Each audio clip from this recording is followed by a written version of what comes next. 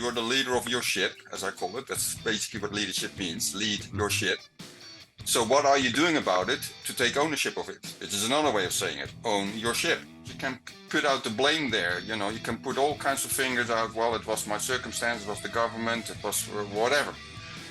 Which can be partly true, but you're still responsible for your actions and behavior, how you think. No one else is. We all have this universal need. We want to be loved. We want to be seen. We want to feel accepted. We want to feel understood. First of all is we don't know really how to listen. And the second bit, we don't know how to have empathy. You have to dial down your own assumptions, your own opinions, your own preconceived ideas, and really listen to another person, to their story.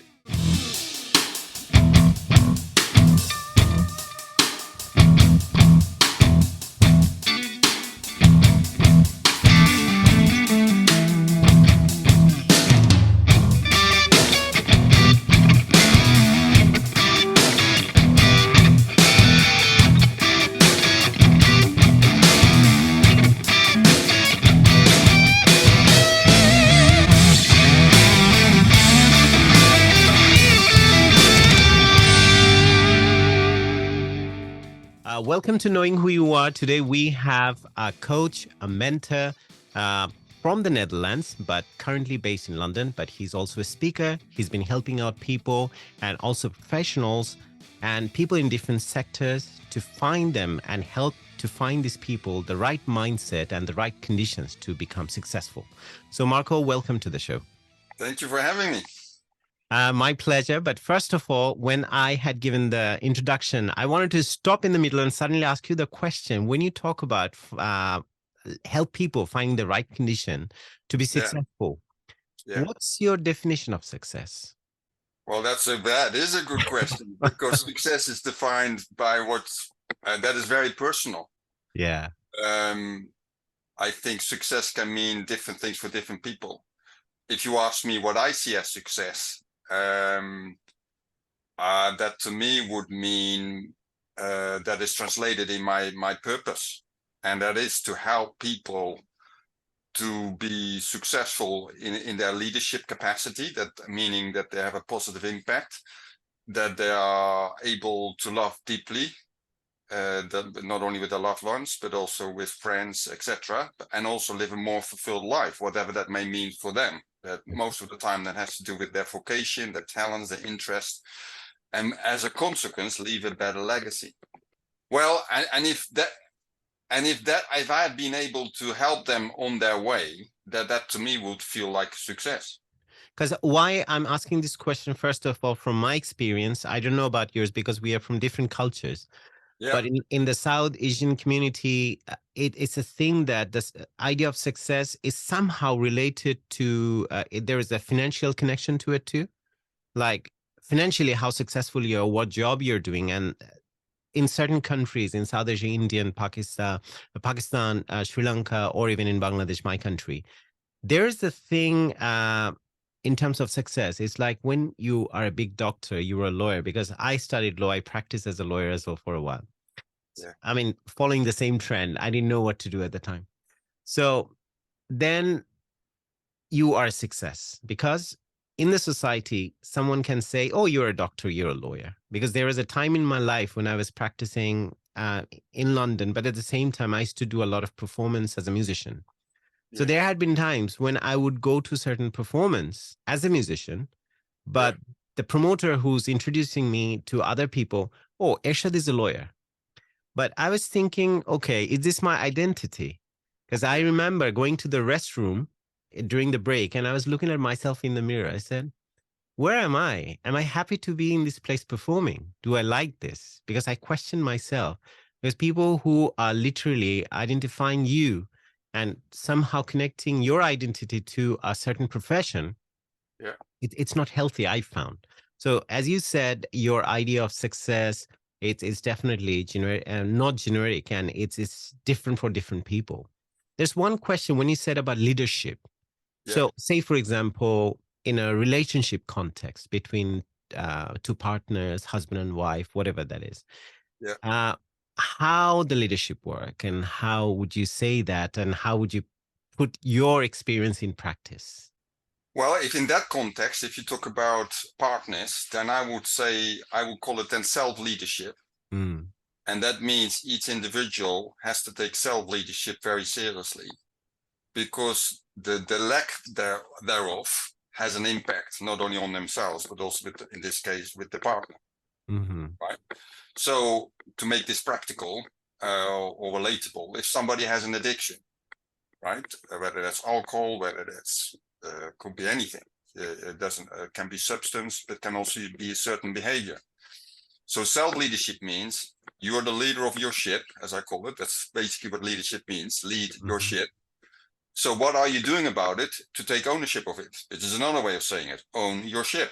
And I say sometimes in a fun way, because I love inspiration of movies, you know, who is going to walk the plank? Because you have allowed powers to come on board to dictate your life. Because let's be honest, what masters you has control over you. There can be no two captains on the ship. So if your addiction is more powerful than you, then you're not in leadership of your life. Yeah. So so you have to take leadership back. So that then the question then is, okay, so what are you doing to take ownership of that? And sometimes people, well, the majority of people need help. And it's there where they have to have the willingness and the acknowledgement by saying, you know what, I can't do this on my own. I need to seek help in order to overcome this. This to me is already a sign of self-leadership. But the problem is, if people don't do that, so and I don't mean it in any way disrespectful, but if somebody, for example, with an alcohol problem is not taking ownership of their alcohol problem, then it not only affects them themselves, it also affects the people they are surrounded by, and of course the loved ones. Exactly.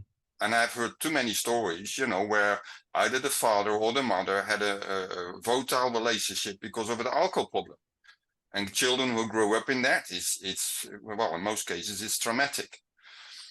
Now, it's not about pointing fingers, but at the same time, I think, you know, that's why I emphasize when people work with me, is that, okay, what's your first act of self-leadership? Because you can put out the blame there. You know, you can put all kinds of fingers out. Well, it was my circumstance, it was the government, it was whatever.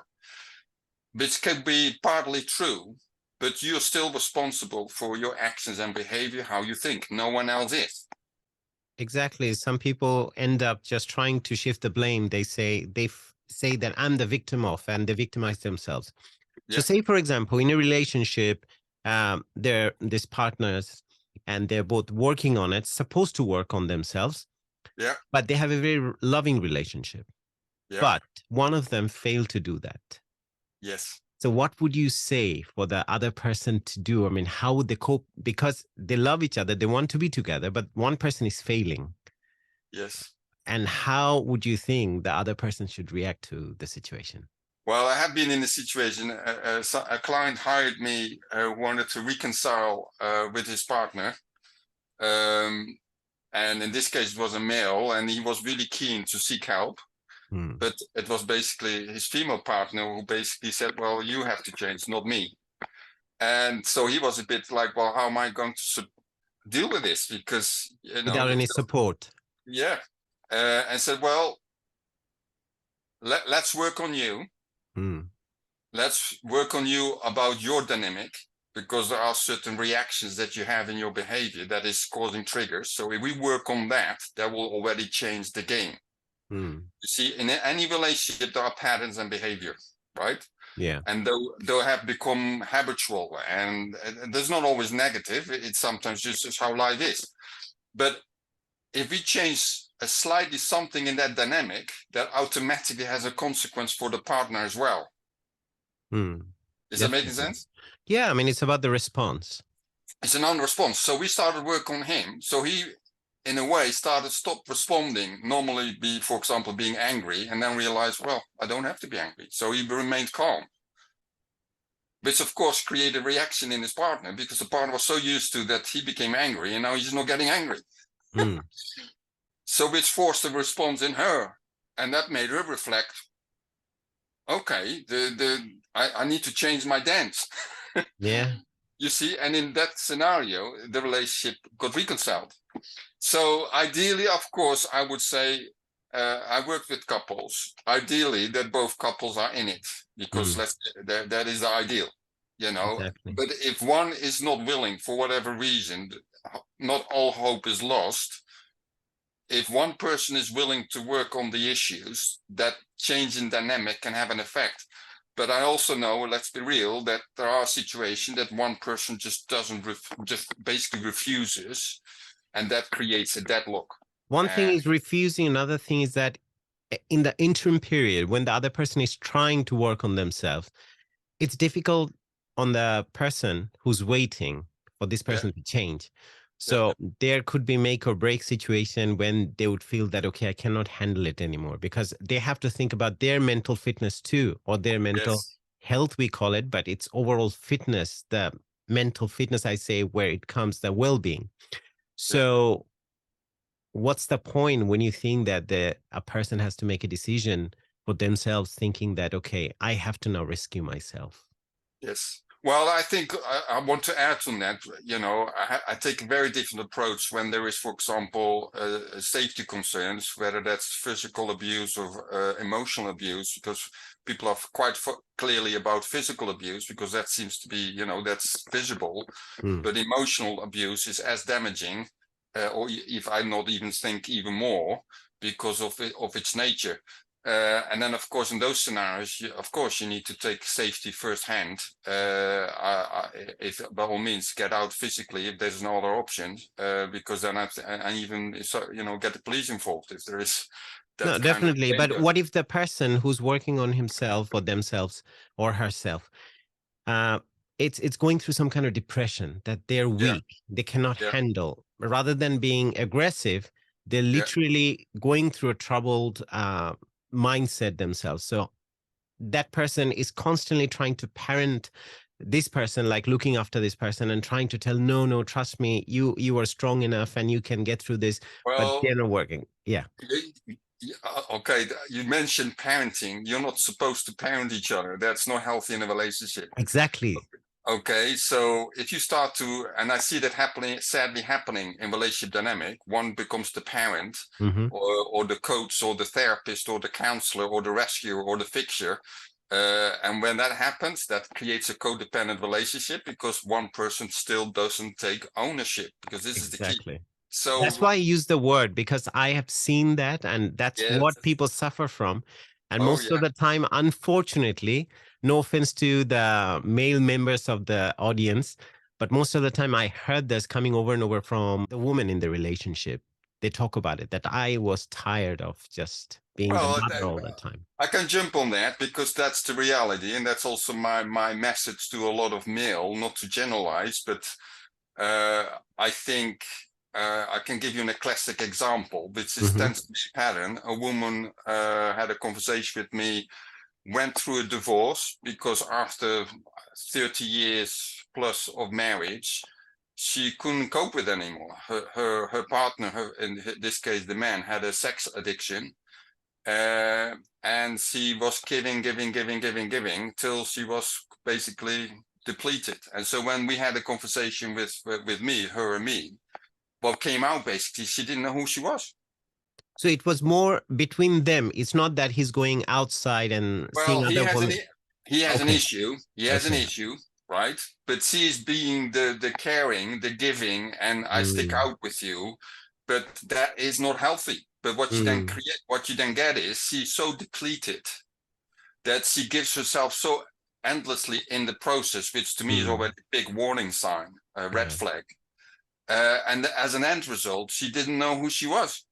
She said to me, Marco, I don't know who I am. I have to figure out who I am. I said, well, we can work on that. But that means she was now in the 60s, rediscovering who you are, who you are really as a person, or in her case as a woman. That's that feels quite intense, quite overwhelming.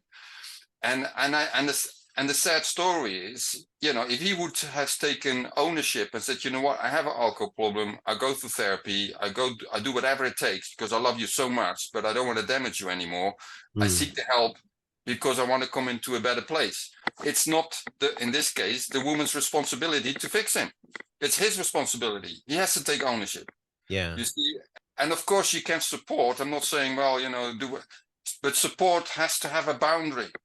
Mm. You know, I love you so much, you can do better than this. So what are you going to do about it? It's not only about support. I mean, boundaries should be there in any kind of relationship. I Yeah, think that's healthy boundaries. Yeah, yeah. healthy boundaries. Like, even if it's your work colleague, even if it's your relationship with your employer, it's not only relationship, everywhere, even with your friends. So It's boundaries is a big topic. You know, I'm reading a book at the moment, which is really a good one. It's basically for leaders, you know, and one of the things is that, and I see that played out as well, leaders who do not know how to set boundaries are already, even if you are CEO or manager, or you have a big company, whatever, you get what you create, what you allow and what you don't allow by your boundaries. So if you have problems in your company, most of the time you can trace it back to because the leader or the CEO didn't set the proper boundaries. there was a book, it's called Surrounded by Idiots. Oh, right. So Yeah. I think you know about this, and because it based on an interview, the writer who was having an interview with this entrepreneur, and he was saying, "Oh, I'm surrounded by all these idiots." So he said, "So you're calling these people idiots, but who employed them?" So that's the question. So if you end up shifting the blame, so as you said, just it reminded me in terms of boundaries, when you say, and you said healthy boundaries, it's a broad topic, I know. Just give a few examples quickly, if you can, like in a work scenario, relationship scenario, friends. Like when you say, "Oh, you're not my best friend anymore because, I need you now. You're not listening to me," say, for example. But there's a boundary you have set for yourself, because I cannot keep on taking all this Well, negativity. Yeah. let's give an example of anger. If somebody is very angry with you, start shouting, etc., right? Throwing verbal abuse or whatever.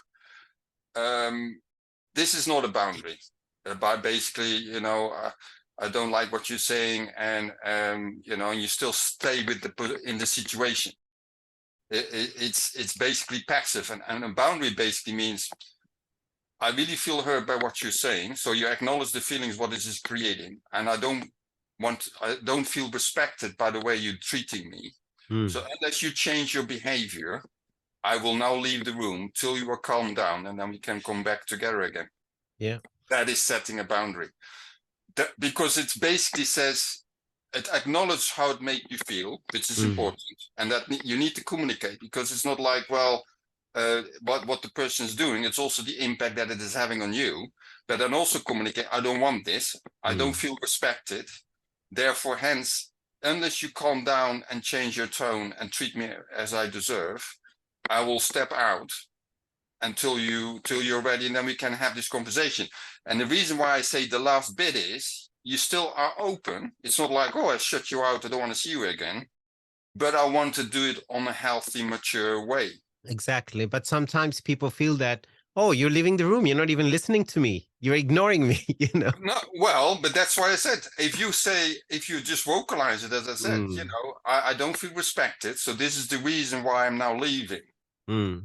Until you have calmed down, then I can come back to you. There are also situations when definitely you have tried this, and probably from my personal experience, I can say there's a point the other person is not ready to cooperate.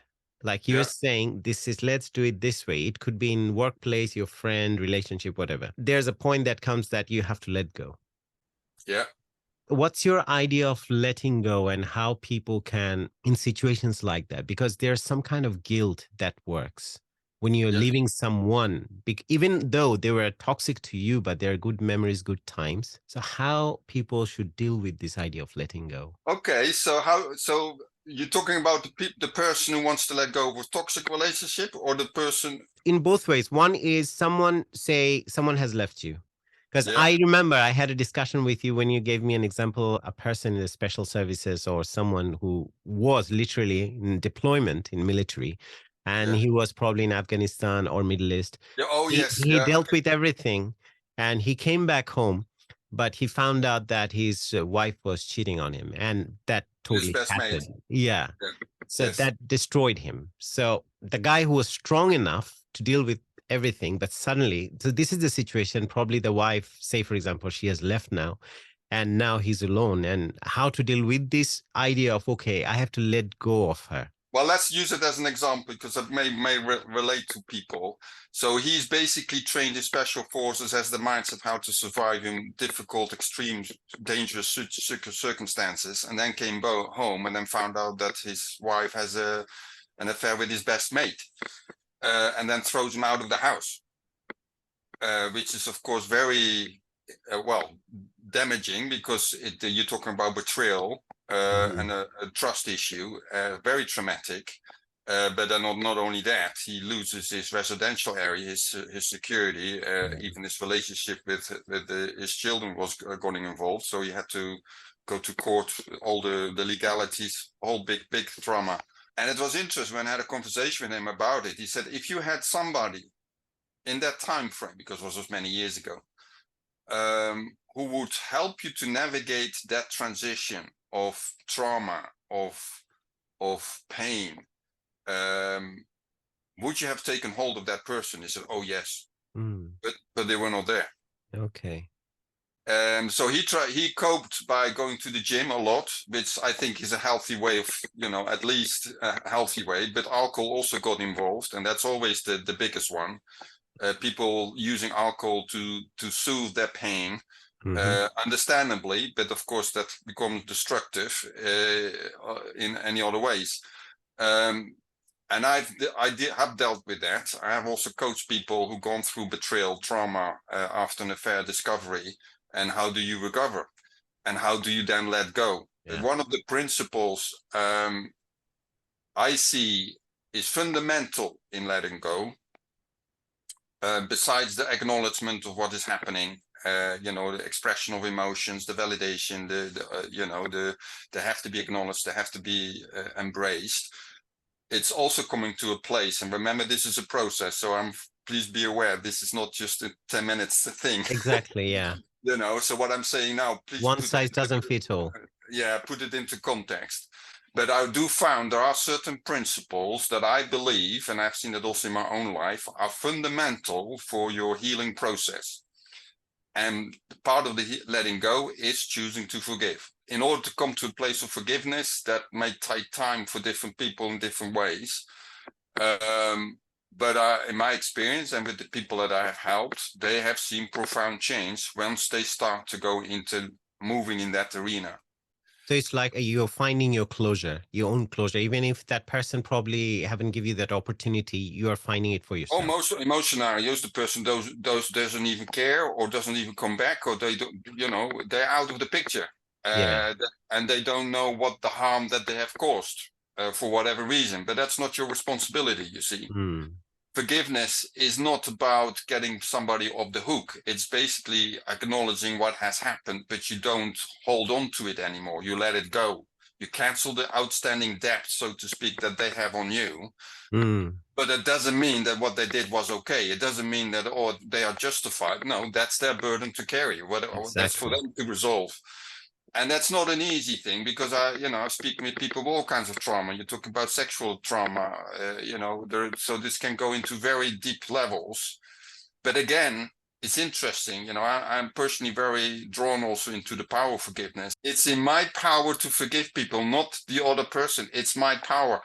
I am sowing a seed of peace. But if I hold on to my revenge and on my punishment, I basically sow a seed of hate. And also you keep on punishing yourself. And yourself, it's a torment. It's a torment. I exactly. think not forgiving, and this is, I think, I correlate this with mental health, you see. People don't always make that connection. I'm more and more convinced people who are, for whatever reason, and please hear me, there is a context, there needs validation of emotions and the trauma. I'm not smoothing that over, okay? These are horrible things sometimes. When you hear these stories, it's just heartbreaking. Yet, for emotional healing, and come back to self-leadership, even though hurt has happened to me, I have to take personal responsibility. How do I heal again? How you are reacting to situation, your response, really, it depends on that. And it's scientifically proven, and this is neuroscientifically as well, because your stress hormone that gets released when you get ready to face a situation, say someone has taunted you, or someone has hurt you, or someone has abused you, or someone has, you know, done something bad, or someone has, you know, hurt you, or someone has, you know, done something wrong, or someone has, you know, And online, because we were discussing about this idea of cancel culture now. Anything you say nowadays, if someone doesn't like you, straight away they come after you, you're canceled. If you're on Twitter or social media, you care about these things, then definitely you're in trouble. But if you don't, like, say, for example, for myself, to be honest with you, I really don't mind whether I lose subscribers or people start hating me or doing this, because after I do this interview, I'm kind of taking a challenge of going to a live streaming where there possible or possibilities are that people would not be happy that I'm on that platform. But I feel like even from both sides, people who are hating or people who are being the subject of the hatred, it's important that we send out this message of tolerance, because I see now, especially in this society, I'm not trying to be an advocate or saying that I'm better than other people, but I feel there's a lack of tolerance, which it used to be there always for many years in history. You'll see, due to race, culture, religion, there's all divide and all these wars happening because of this intolerance. But nowadays, it has found a different domain as well. Now, this online domain where things are happening, even someone can do hiding behind their own screen, and they can write a comment and then ruin your day. There's a lack of accountability, because I think sometimes with all this behind the screen commenting, editing, and posting, whatever, it is in one sense, I think you lack. I have to say this carefully because I know this is being published. But in one sense, I think it's unfair, because now we see each other. I can see your facial expression. You get a vibe of how I feel, how I think. And if you think that you don't understand me, you can immediately ask, what do you mean? And there's an interaction. When you take that out and it's only on text, I don't see that. So you don't hear the tonation of my voice. You don't hear my emotion. You don't see my facial expression. You don't get the vibe. You only see the words, which are very editable, very controlled.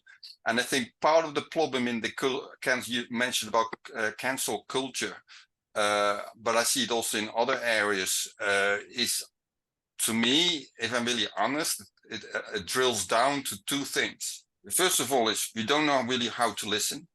And the second bit, we don't know how to have empathy. And there was one book I read, which is basically called Empathy.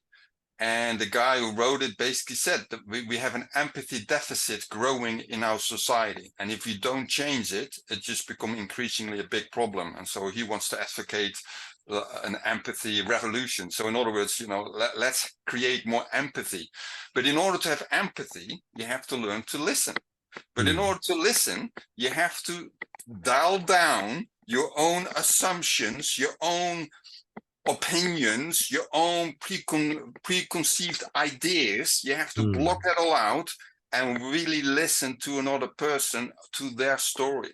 Exactly. And that requires quite some practice, and I think that's why like meditation and reflection is so important, because it helps you to focus on only one thing. And the positive benefit of that is that when you and I now in a conversation, I'm focusing on you. So I block anything else around me out, any distortion, any noise. I am not focusing on that. I want to engage with you, and that's why I'm now starting to connect. Now, everyone in society, regardless of your culture, regardless of your background, regardless of your gender, we all have this universal need. We want to be loved. We want to be seen. We want to feel accepted. We want to feel understood. Everyone wants it. And the key to have that is by emotionally connecting with one another, by listening to each other and have empathy. Because you see, once we start to connect and I listen to your story, I empathize with you, think, oh my gosh, that's horrible when you went through that pain or through that trauma. That must be horrendous. The person starts to feel connected. Now, from a scientific point of view, what happens? They call it the bonding hormone. It is not only between intimate partners, it's also between people. The bonding hormone, oxytocin, is being released. It basically makes us feel like, wow, we're connecting. Everything we do as humans is based on our need for connection and also the fear of rejection. Yes. So everything we do, how we react throughout the day, this is what we are driven by. You see, and and for me, it's a personal story because I have faced rejection a lot. For me, it started in my childhood. I was not wanted when I was born. So you can talk about rejection from a very early age. And then, of course, through life, everyone faces rejection, whether that's through a job, you don't get a job, but also, you know, through betrayal. Betrayal is one of the deepest form of rejection because it's a violation of trust, but it's also a violation of, well, who you are as a person. But I've come to conclude that, again, referring back to forgiveness, it helped me so much more to have empathy and compassion with people. That's my gain from my adversity, so to speak. And I realized more and more, if we say we want to have a tolerant society, but that for me means we need to start to learn better to one another and not try to convince each other or persuade each other of our opinions, because we think that if we have to have love among each other, you have to agree with me. But that's not love. But say, for example, Marco, in your case, since you brought it up, I'm very intrigued and ask you, because there are many people who have similar story and different experiences probably. So when you have this kind of experience of rejection, and it definitely, it's kind of a trauma as well that stayed with you. It is a trauma. Yeah. And when you're growing up, how it affected you, and to a certain extent, how different areas of life you felt that it affected, and then how you overcame. If you could share that, it might be beneficial to other people. That's a big one, and so I'll try to keep it short. But I think it affected me in my childhood, teenage years, young adulthood for quite a long time. In what way? That is a good point. A lack of direction, lack of purpose, not feeling connected with my surroundings, because, you know, it wasn't, I never felt, for example, at home, even though I had a family and I had two older brothers. So it affected your self-worth, do we say? Yeah, self-worth. Okay. But you see, these are words that you don't use when you're young, right? So this is language that I now use as I'm grown older and I have learned to identify, etc. And so I feel like imprisoned in those feelings. And I struggled a lot with depression, a loss of purpose, no sense of direction, or always, this is a catchphrase, you know, which I felt always like an airplane. It sounds maybe weird, but like an airplane in the air that had no permission to land. And that sounds that for me is, I use metaphors quite a lot because they are very helpful, because they can help sometimes unlock our expression in emotions. And what it communicated was, I am here as a person, but because I was not celebrated when I was on Earth, I remained in midair. Did you feel like you're not grounded, you're not worthy enough, or okay, there are places, say, for example, you say, okay, my opinion doesn't count, or, you know, did it affect like that, say, for example? It's almost like you're invisible, so you're not seen for who you are. And of course, I had to work through. I don't have a problem now, by the way. No, definitely. I know who I am. I'm very grounded, and I accept myself. There was another thing, you know, even though you have not received the acceptance that you should have received as a child, I gained it now through other means, by a healthy other relationships, by healthy, mature people who validated me. Because part of the healing process is also, if you have not got it from from a natural environment, you know, I mean, in childhood, you can still receive it. It's a longer journey by other safe people. But for you, the transition point, how did it happen that suddenly? For me, yeah, that's a good point. I like the way how you pinpoint it. I think for me, the transition point was really my faith. I had a spiritual encounter, which really basically revolutionized everything. Doesn't mean that everything was then paradise, because it wasn't. But from a spiritual perspective, I got. Is it religious or spiritual? Sorry to interrupt. Well, I don't like the word religion for all kinds of reasons. For me, my faith is Jesus. I really believe in Jesus, what he modeled and what he emphasized and how he lived out. But the reason why I don't like religion is because I think he came not to create Christianity. That's what man made. That's what man did, with all the traditions, with all the rules and rule stop by man, you name it. And I think that message got so overcrowded, and I think sometimes, if I'm really honest, misused, abused, for political gains, for personal gains. And for me, and I have been on a journey even, a few years ago, of detoxing, as I call it. I wanted to go back to what is the core. What's the core message where he stood for? And I've explored other religions in my search, to seek understanding and to seek, progress. But I think the encounter that I had with him was because of his unconditional love. And I'm fully aware that this has been a spiritual experience. And I think what I want to stress is, even from a professional point of view, this is my experience. This is to do with my value system that has been evolved over the years, of course. And I will never impose that on somebody else in a professional context anyway, but also even privately, because everyone has to figure that out for themselves. I want to stress that point. I think what happened was that spiritually something shifted, but I still had to process from a soul level. And what I mean with that is mentally, emotionally, what was happening. And so I still had to change my mindset. I still had to process the grief or the things that have happened, and I had to unlearn things.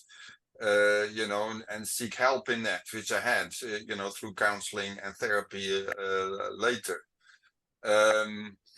So you have to see it as a holistic kind of point of view.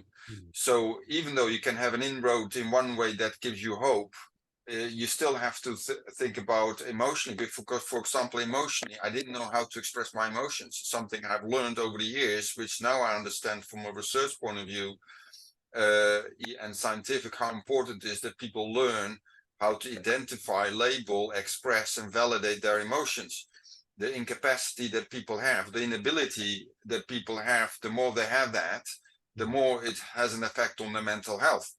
And that's something I think is also in our culture not really being, people are more becoming aware now these days, mental health. But I still meet a lot of people who find it very hard to identify their emotions. What are they feeling? Definitely. I think it creates a sense of uncertainty within yourself, because you can't put a finger on it and you don't know what you're going through.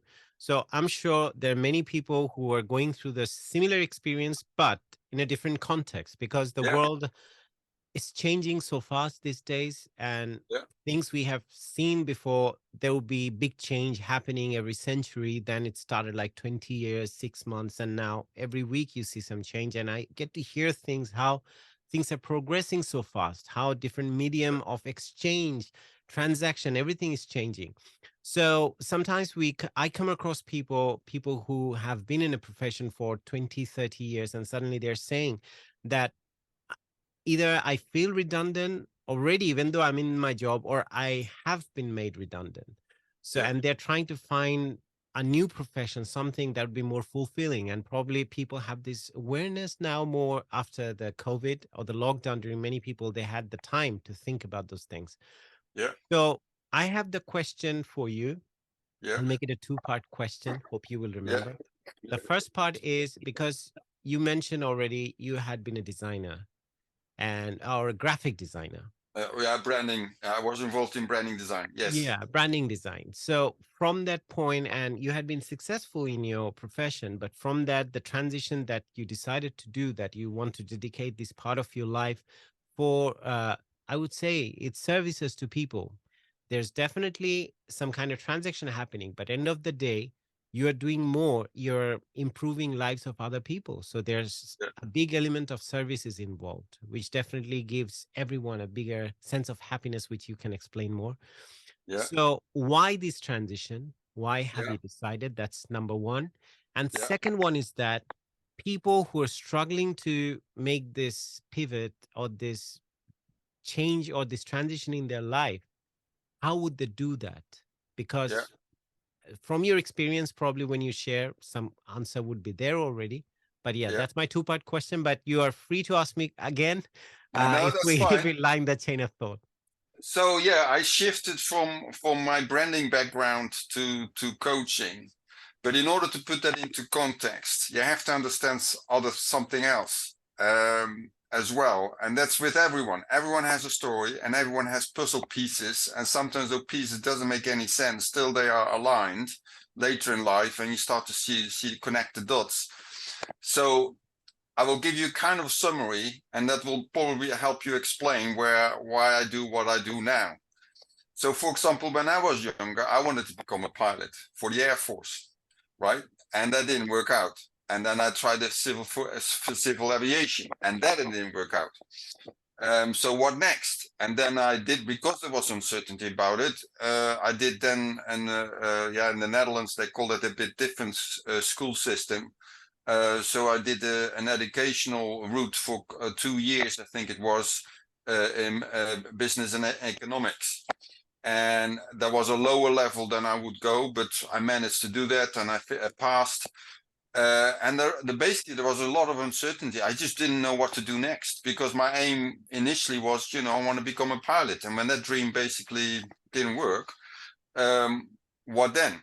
And so then I had a whole journey of 3 seasons with unemployment and a lot of temporary jobs from all kinds of bit. I did a lot of stuff, and nothing really either resonated or was long enough, etc. Then I had longer contracts with different things, until I got involved in a job routing process that would help me understand what I really wanted, and then take a journey in that.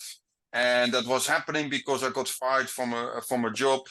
Well, not fired. I got the job contract ended, and therefore earlier than they were anticipated.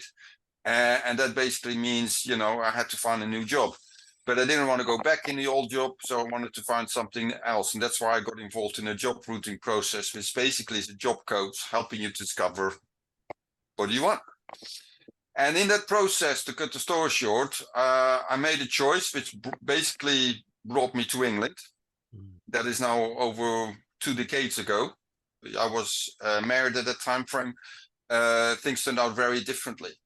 And then I hit a second crisis. I would describe 2 spiritual events that have been very significant for me. One when I was in my early 20s, late teenage years.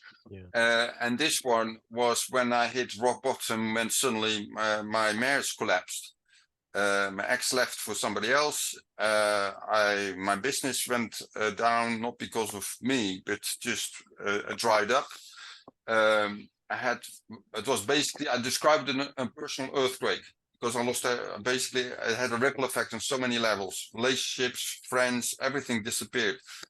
And that was really tough. And that brought me to a very dark place, which basically meant that I was suicidal. I wanted to commit suicide.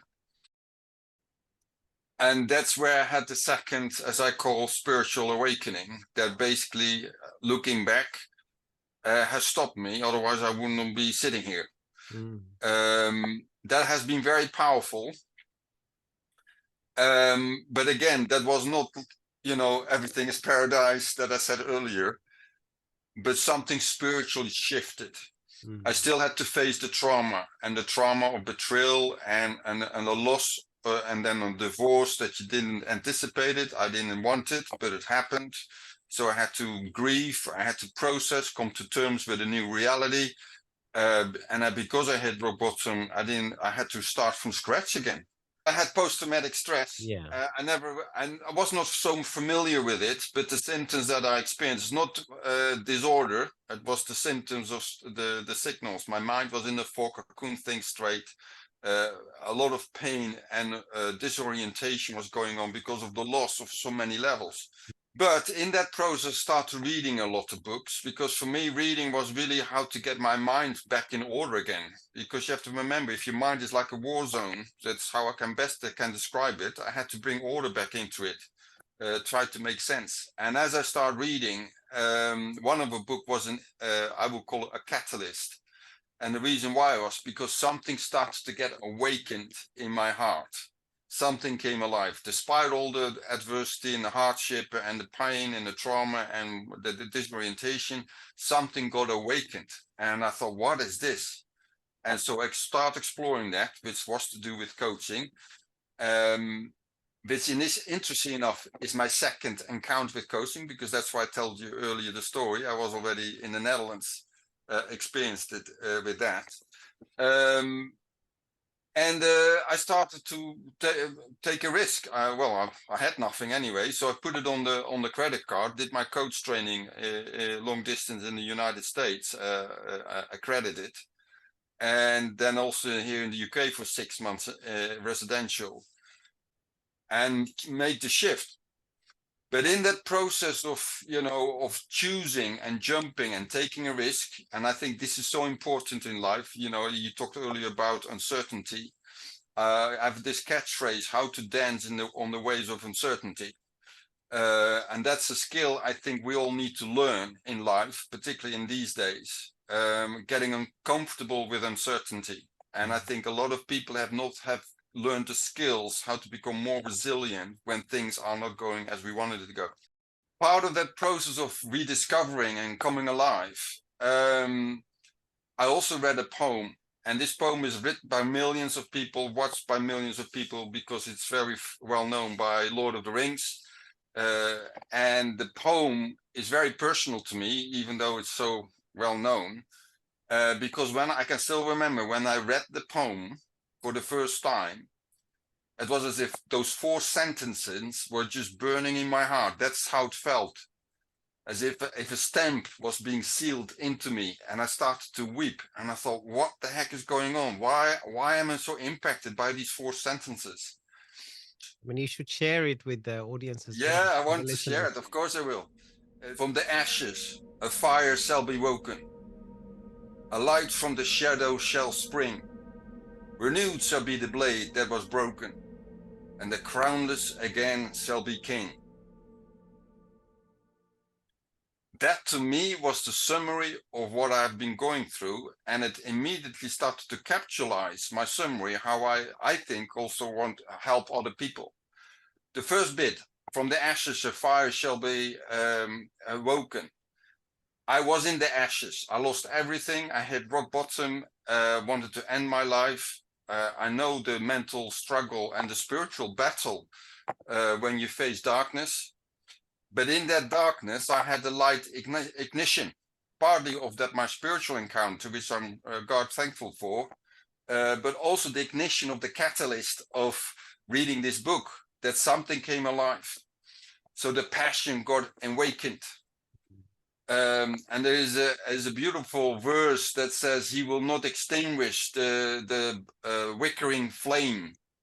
It's like a candle that you want to keep it alive. You want to keep it burning, not that it is sniffed out. And that's how it felt. My life could be sniffed out just in a second, but that didn't happen. So that's the first bit, ignition of passion, something that makes you come alive. The second bit was a light from the shadow shall spring. That speaks about hope. And I've noticed, when hope is awakened, you get a new energy. And I've seen so many people, when hope is gone, people diminish very quickly. You can be the strongest person, but if hope is gone in your life, it can have a huge impact on your mental and your spiritual well-being.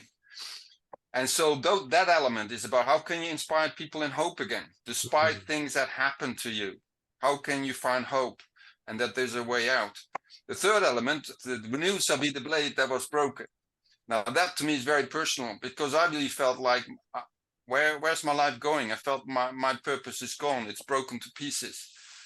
And that phrase basically recommunicated, I have a life of purpose. I have something to live out for.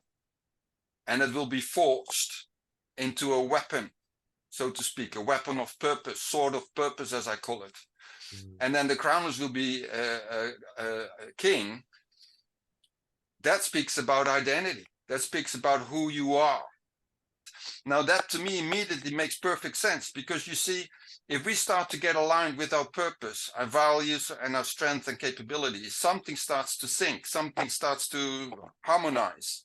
But we also have to know who we are, because I've seen people who know their purpose, but they don't know who they are. They don't know what their identity is. Exactly. Or they know their identity, but they have no purpose. Or, there's this mismatch going on.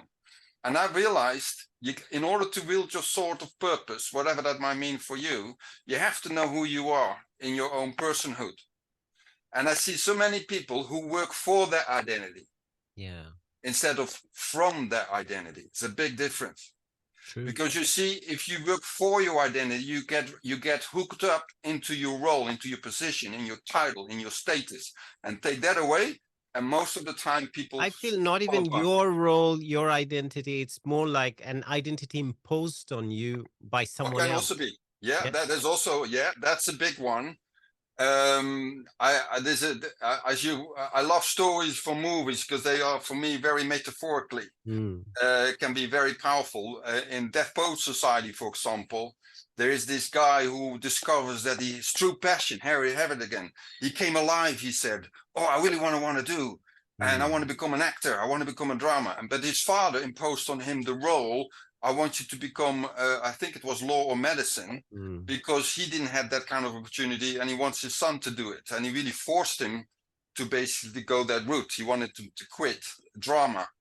The acting, and his son was unable to stand up against his father to basically voice that and said, no, father, I want to do this because this is really what makes me come alive. He wasn't unable to do that because of internal loyalties. There's sometimes also a loyalty structure going on when, with the child and parents.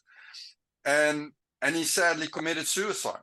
And I can understand that crunch point, that pain point of, I can't be who I really am because I'm being constrained into a straitjacket of expectations imposed on me, but that's not who I am. And so there's a huge internal conflict. And that can drive people really to extremes. I think as a coach, you probably experience when people come to you with depression or probably extramarital affairs, midlife crisis, and things like that. Some people who don't commit suicide, probably they go through a different route, like they're still alive, but going through all these different obstacles. There are many different ways how people cope. People escape then in alcohol, or that can be porn. It can be so many other things, trying to cope, to soothe the pain.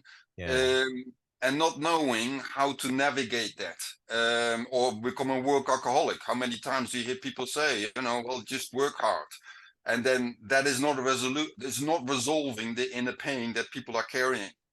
And there's this. I do believe, when we don't, how you say that, process our internal pain or unresolved pain in our childhood, or even later in life, if you don't process that and we start to suppress it, our body will keep the score. And I think it's true, and that affects also our well-being. It affects, and if it affects our well-being, it also affects our relationship dynamic, our interaction, everything. And so I feel that it happens from a very childhood. I mean, I have been through it being in a society, and I was sharing with you earlier. There's many people I met along the way.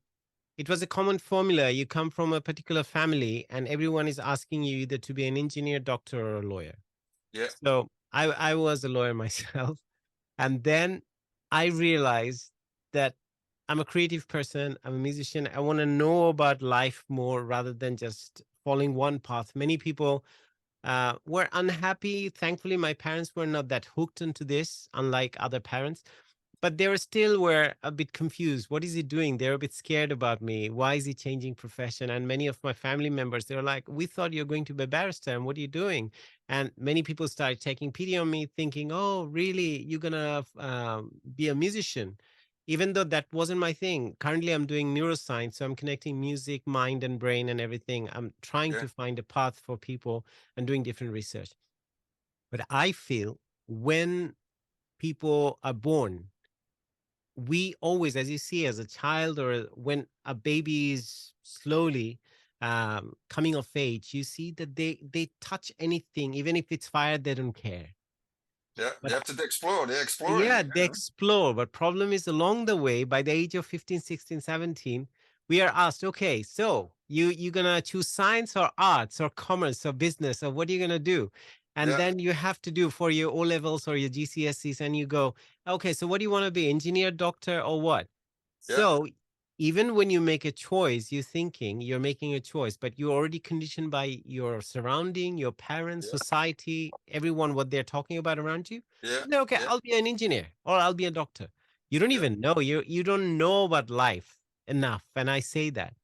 yeah, That's what happened with me. I at some point in my life, I was like, I have tried so many different things, but I'm not enjoying anything. What I want, what do I want? yes, yeah, And knowing who you are, to be honest, this platform I created later, thinking that we should discuss about these things.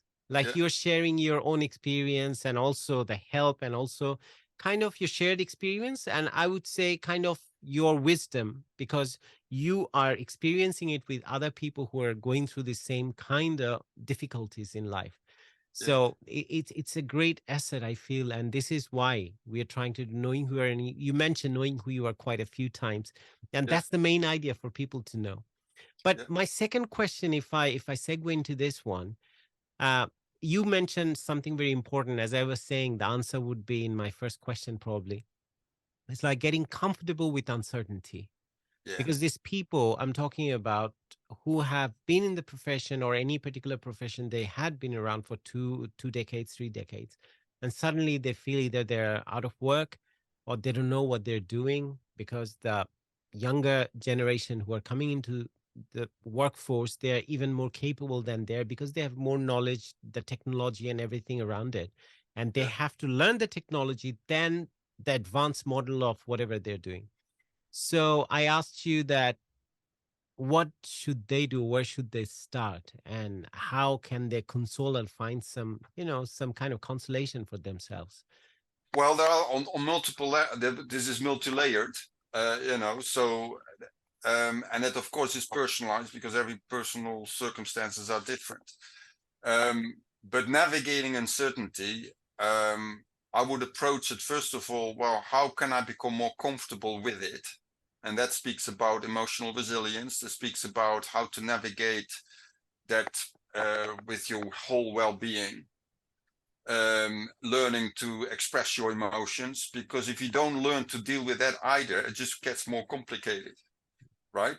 And I've experienced a lot of uncertainty in my life, in my upbringing, in my searching for why am I here? That has been a red thread, interestingly enough, Mm, until I had this pivot moment, 7 years ago now, when I hit rock bottom and the crisis. In the crisis, the spark lit. mm, And that is but it still faced a lot of uncertainty. How do I support myself? How do I pay the bills? All those practicalities still had to happen, right? But I've noticed one thing, and this is really the key. I think one of the keys: instead of becoming dependent on our external circumstances, how they are, we have to learn how to live from the inside out. I think it's the thermostat, right? There you can change the warmth in the house, right? that regulates your temperature. Yeah. Yeah, and the thermometer is That an outside measures. one. Yeah, Yeah. just measure it and reflects Yeah. the temperature, what it is, and that's it. Exactly. Now, to use that metaphor, a lot of people act like a thermometer. They just reflect the outside temperature. It's cold, it's cold. It's hot, oh, it's hot, right? So it's like an emotional yo-yo.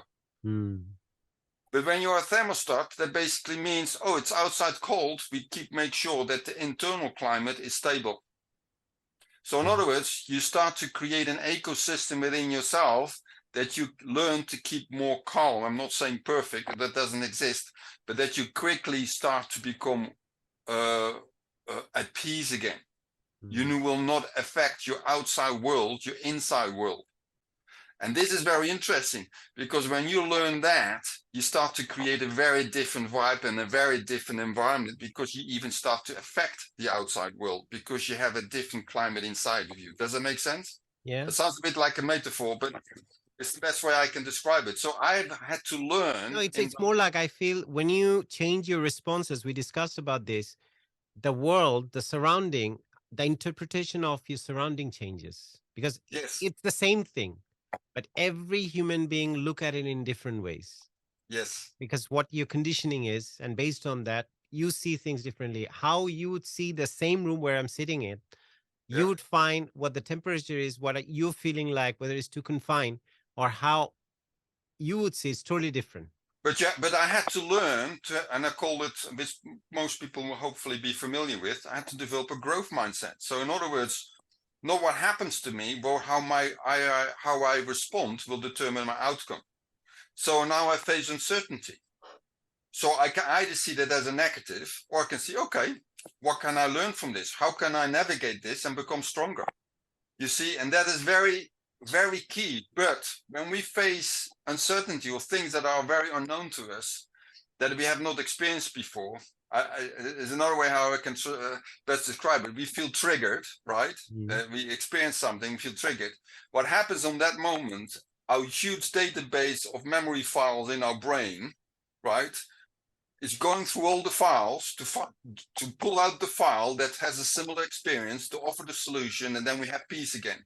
But when it can't find that file because it doesn't exist, we start to get panicking. That's why anxiety starts to increase, cortisol increases, because our minds get into stress and realize, oh my gosh, I can't find it. That's how one of the ways I've experienced how panic attack starts, because the mind is basically overheated, right? Until I began to realize, well, wait a minute, I just have to create a new blueprint. Instead of looking to a file that doesn't exist, I have to create a new file. So it means I have to change my response. This is not a threat. This is a learning curve. We will find a way. It may be very different than I had been used to, but we will find a way. And I'll give you an example, because sometimes I think, otherwise it sounds like conceptual. One day, and this was in the early days, I was quite heavy, depressed in a way, still low mode because of all the things that were going on. Was lying in my bed, I can still remember that day. And I woke up and I felt the weight of, very heavy. Yeah. And I said to myself, I'm not having it. I'm taking a shower. I washed myself. I brushed my teeth. I dressed myself properly, which I think is another thing is really important, and we'll highlight it in a sec. I'll dress myself properly. I go to a certain place. I have a conversation with a person. I get hired and will pay my bill. And that's what I did. I went to a place, had a conversation with a man, or was it? No, it was a woman, and she hired me on the spot, and I could pay my bill. If I had stayed in bed, I can guarantee you I would have remained depressed. But because I said no, and this is another thing, in the Western culture, we have exalted our mind as an idol. Our mind is a servant, not the master. We have to tell the mind what to do. So I had to tell my mind, if I say it a bit nicely, shut up, you have to listen. We're going against the flow of how I feel. I need to create a new blueprint. Because the mind doesn't have its own mind, so to speak, interestingly, it takes the signals from outside. So if you tell it, this is what I am experiencing, it thinks, oh, this is what it is experiencing, and this is what the world is like, Yes, but I had to go. I had to create a new file, so to speak, with a new experience that override the previous one. And this is what I stress. Sometimes when we have experienced pain, in order to have a positive experience, we have to experience it. That means something has to override it that is more powerful. I had a woman, for example, who reached me out from the United States. She reached out for coaching. But the reason why she wanted to work with me was because she had issues with men. I said, well, then you're very brave. I said, yeah, you got recommended, so I want to work with you. I said, okay. And so she started working with me. But the reason why she did that, and I have to say, she really understood it really well. She had trauma to do with men. And that, by the way, that can apply to anything, can be all the way around. But she realized, in order to get my healing, I have to encounter the positive. And that's what she did. And it was a wonderful experience for her. No, it's an interesting thing you mentioned earlier about what's beyond. And sometimes, because there's a concept, I was reading a book the other day. It was, one thing is like known, you know, something is out there and you have Yeah. already, say it's a book, you Yeah. know it's out there and you picked it up, you read that, so that's your known. But there is known unknown as well. Yeah. You know there's a book, you know the title, you know the cover, but you haven't read it. Yeah. Also there's unknown. Like, you don't even know that book exists, and Yeah. someday you just find it probably lying on a park bench or somewhere, and then you Yes. find it. So that's the kind of, sometimes when we come out of that ideas that we have, okay, this is what I used to do, this is what I have to do, then problem is, you are probably, it's like a known unknown. You Yes. know it exists and I have to go and get that job, say for example. Yeah. But if you keep yourself a little flexible and open to ideas, and then you can come across something that's more aligned, but you didn't know that it existed for you.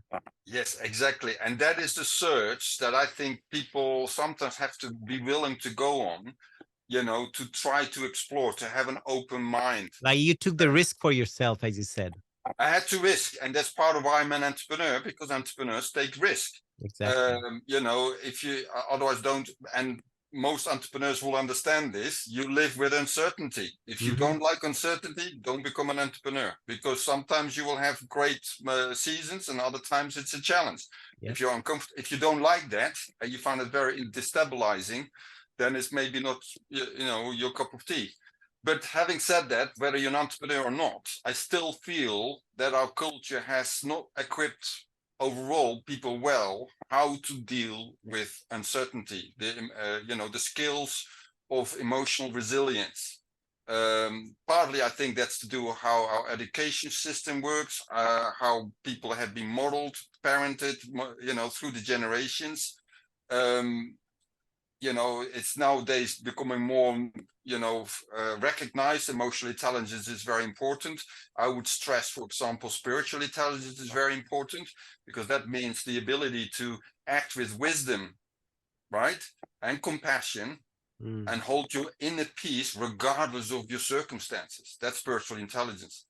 Wow, that is a powerful one. If you can learn that one, my goodness, you can dance on the waves of uncertainty. And that's what I aim But myself for. problem is, our tendency is we are so used to just being in comfort, and like, we like whatever is comfortable. So say for Yes. example, you find sometimes there are places where people always have these weather conditions. Every year they have flood and they get flooded. They Yeah. build it up. Next year again it gets flooded, but they still don't move from there. Yeah. So, but the main thing is that it's like, the emotionally they get attached and programmed. They're like, okay, this is my place and I'm attached to it and I cannot leave that one. So uncertainty again, you don't want to take Yes. a risk. And I was mentioning earlier about this Sam Conniff's quote, which I really love. He wrote this book called Be More Pirate. It says that uh, playing it safe will never actually make you safe. So if you try to be safe, you think that you'll be safer, but it will never happen. Yeah. Because earlier we had the conversation about my going to the Royal Navy as well. When you said that, Ershad, there are chances that you might die as well.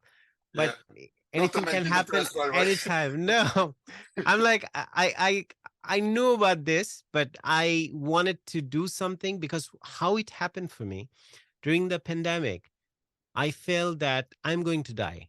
Everyone is dying because I lost many of my friends. So I said, if I'm going to Forgive. die, yeah, for real. I mean, I really, some very close people. And I was surprised in London. And I felt, okay, I won't be saved. So what I did every day, as you mentioned, that was a very interesting thing. I used to get up at 8 o'clock. I used to get a shower, get dressed, even though I'm not going anywhere. Go to my studio, sit there, work for 8, 9 hours. And I had been the most productive, to be honest, during the pandemic. Yeah. But I knew at the same time, it might happen to me anytime, like other people. If they died, who am I? I'll be dying too. So if I have an opportunity to do something for people, probably I get involved with an organization or somewhere where probably I don't know how long it would last. So Yeah. I might probably join the forces in terms of helping people do some relief work or things like that. And Yeah. that was the impetus behind why I joined the forces. Marco, it's been a really great conversation, and I hope everyone who's watching or will be listening later on, they will be benefited from this, from the wisdom that is shared with everyone today. So we are towards the end of the show, and I was just thinking if there's anything at the end you'd like Yes. to add for the audience. Yes, I have one thing to add, which I hope will help people when they face challenges and crises, etc. How to turn your crisis into growth. There are 4 elements I always say to people is very key. If you leave any of these 4 elements out, it will tend to be not working. The first one I call is the courage to commit time, resources, and energy. It's very crucial that we take the step to do that. The second one is the consistency to apply and get yourself involved in a process for change. The third one is to be coachable. And what I mean with that is have somebody come alongside you, or whether it's a mentor or could be a therapist, a coach, who knows what they're doing, in order to facilitate that process. And then the fourth element is develop a connection with an inner circle of warriors, as I call it, not whiners. That can be, but it needs to be people who are safe. But when you say warrior, is it with the O or with the A? The warrior like you. Okay. You go to the airport. Okay. Good point. No warriors. No. Okay. Yes, exactly. People are fighters. Yeah. In a positive way, who are honest, who are safe. And what I mean with safe is people are unbiased. They are for you. They believe in you, but also speaking the truth. Are assertive and are honest about the ups and downs of life. I don't, as I call it, a toxic positivity, because that basically is denying the reality that we live in. But having a few people like that as an inner core circle is very important.